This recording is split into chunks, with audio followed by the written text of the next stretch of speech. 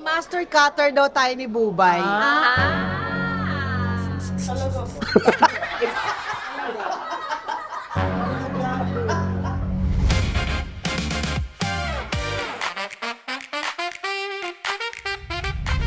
Bubay, narinig ko yung sinabi mo At sa aming mga kalaban ngayon sa Family Feud, handa kayo ha kasi ima-master cutter namin kayo ha.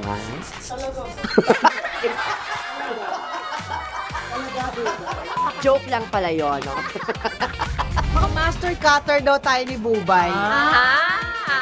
Hindi, may usapan kami ni Bubay eh. Ano? Usapan namin, tatapusin namin yung tanong. Sabi niya, oo daw. Feeling ko nagsasabi siya ng totoo. Ewan ko kay Bubay pero ang feeling niya kuho siya dito. Outfit niya ngayon So umayos ka kasi ibabalik kita sa pinanggalingan mo sa septic tank. Huwag po niyo pong galingan. And, sana po manalo kayo. Ako na lang po yung masarap dito. See you po!